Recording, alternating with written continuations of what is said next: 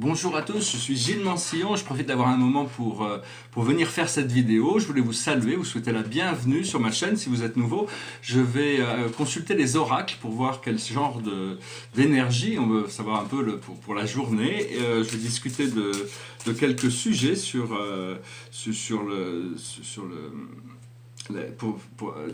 quelques exercices pour pouvoir connecter avec nos guides. Alors bon, la plus haute sagesse pour nous aujourd'hui, c'est la récolte, c'est le travail, c'est les choses, c'est le roi d'Ariel ici. C'est vraiment le plaisir des projets qui se déroulent comme il se doit. Succès professionnel et financier. Utiliser ses ressources à bon escient. Donc voilà, c'est tout un nouvelle saison qui commence. Hein. Donc il y a toutes sortes de nouvelles ressources aussi qui sont là. Ce que l'on doit comprendre, c'est le 4 de Raphaël. Le 4 de Raphaël, typiquement, c'est la lune en cancer, c'est-à-dire c'est des émotions exaltées. Il ne faut pas se laisser déborder par nos émotions. Ici, il disait, cherchez d'autres possibilités. Regardez le côté magique de la vie. Prenez conscience de vos émotions. Voilà. C'est la guidance des archanges. Les archanges sont des anges, hein, c'est des super anges, mais après, les anges servent, il y a toutes sortes d'anges qui servent à toutes sortes de capacités, mais les archanges sont essentiellement dédiés à l'éducation des mondes inférieurs. Et donc, c'est des grands enseignants, ils sont tous, il faut les appeler, commencer à essayer de reconnaître leurs énergies.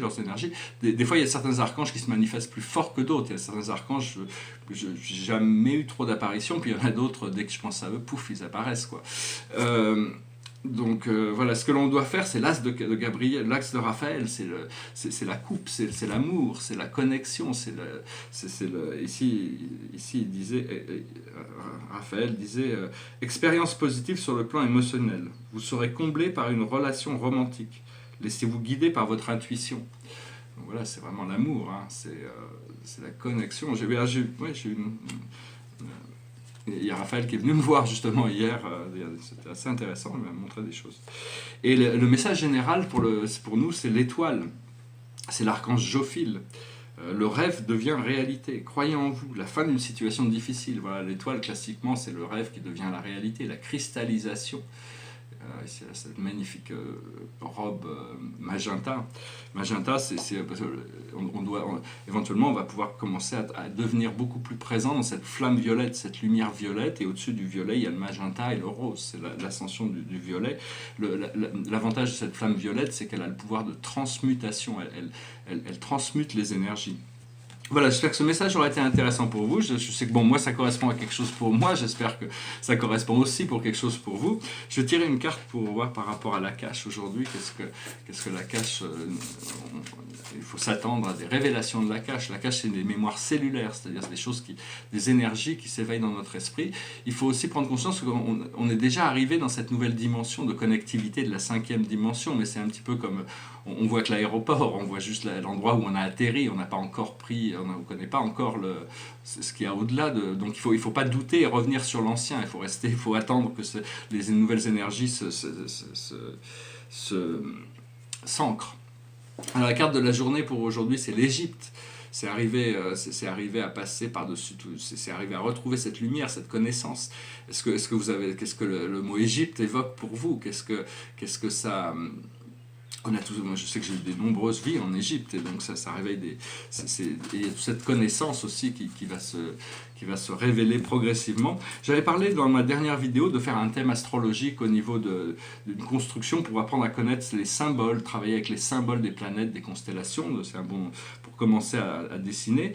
Mais par contre, bon, oui, c'est sûr que moi je mets toujours mon ascendant à 9h, mais bon, si j'avais peut-être mon ascendant de l'autre côté, je commencerais peut-être par la constellation opposée. Donc c'est chacun qui doit voir par rapport à soi-même.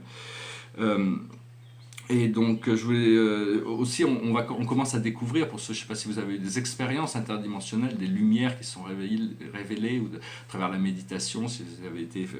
donc, il faut essayer de trouver des initiations qui nous permettent de nous connecter avec ces choses. Bon, il y a plein de voies, hein, mais cette lumière qu'il y a de l'autre côté du tunnel, c'est notre lumière à nous, hein, parce qu'il y a deux forces qui s'opposent. Il y a une force qui dit la lumière au bout du tunnel a été éteinte pour des raisons budgétaires.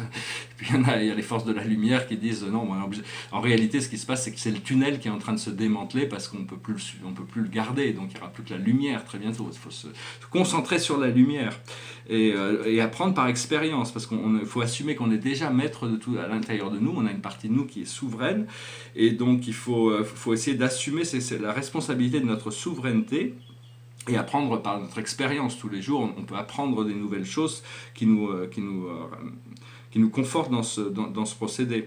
Faut comprendre aussi, je voulais parler du Prime Directive, le directive premier, c'était quelque chose qui est connu dans Star Trek, mais c'est vraiment ça, il y a la non-interférence, c'est-à-dire la volonté souveraine de chaque être humain de s'autodéterminer, surtout sur Terre. Donc avant qu'il y ait les interventions des galactiques et tout ça, il faut qu'il y ait déjà une autodétermination vers l'unité. Donc chacun on ne doit pas interférer dans la volonté des autres. Bon, à un moment donné, il y a besoin quand même d'apporter la lumière dans les situations. Je vais parler aussi de canalisation.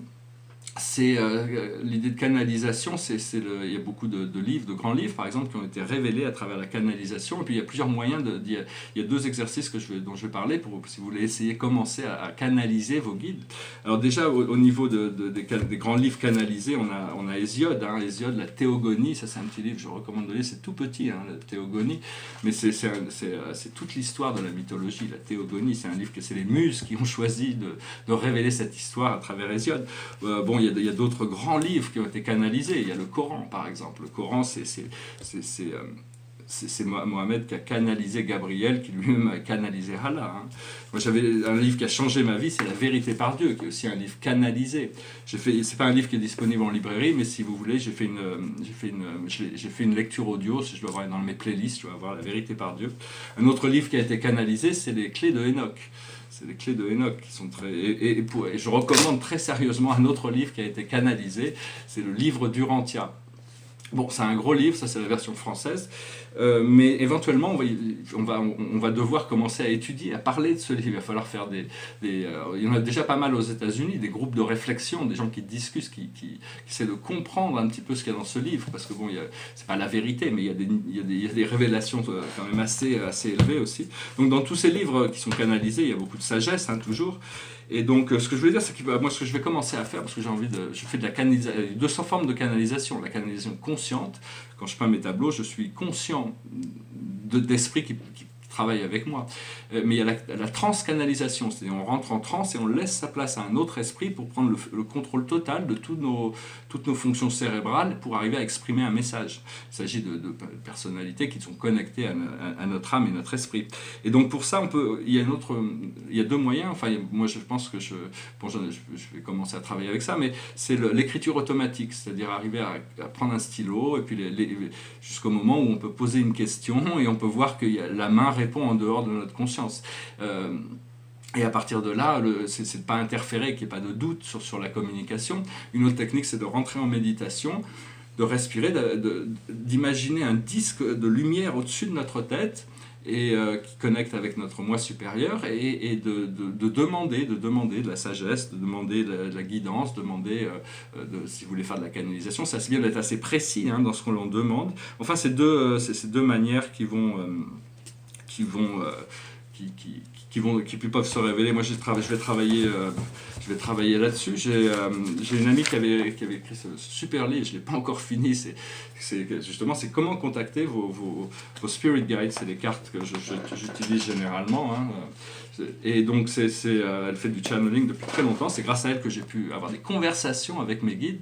Et donc, mais enfin, tout le monde a ce potentiel de canaliser, donc c'est important, si ça vous intéresse, de travailler avec ça. Le tableau derrière moi, c'est un nouveau tableau qui est pas peut-être le centre, il y a peut-être encore quelque chose à faire au centre, sinon il est sur les 7 grandes familles spirituelles. Il est assez dynamique, il est beau, il y a beaucoup de détails, bientôt je vais pouvoir les montrer. Je vais finir avec une chanson qui, j'étais obligé de couper la fin parce qu'elle est trop...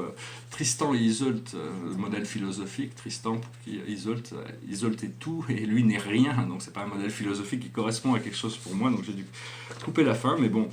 Je vais la chanter quand même, c'est une belle chanson, It Goes Like This.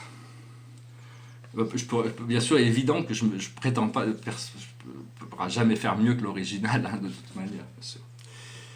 Ne me quitte pas, il faut oublier, tout peut s'oublier.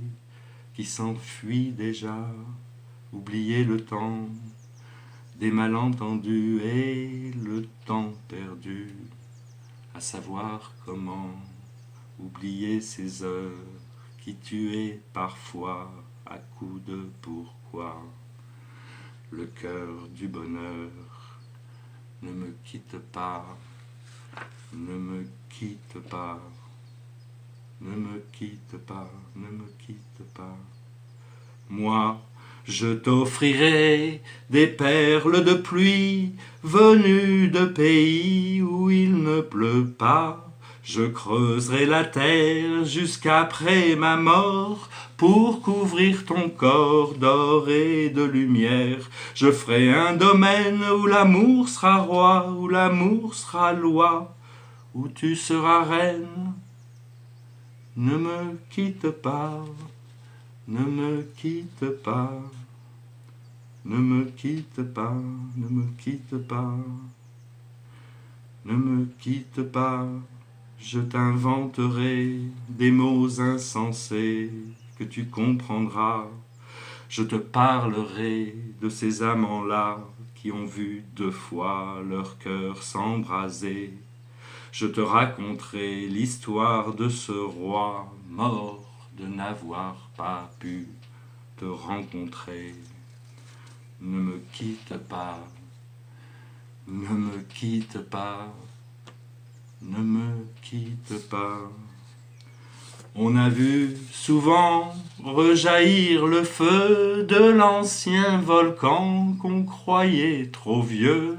Il est, paraît-il, des terres brûlées, donnant plus de blé qu'un meilleur avril. Et quand vient le soir pour qu'un ciel flamboie, le rouge et le noir ne s'épousent-ils pas? Ne me quitte pas, ne me quitte pas, ne me quitte pas. Voilà, je vous remercie, j'espère que vous avez apprécié cette vidéo. Et je vous remercie de souscrire, de partager, de commenter. Et je me réjouis de vous revoir dans ma prochain message. Merci beaucoup, bonne journée, au revoir.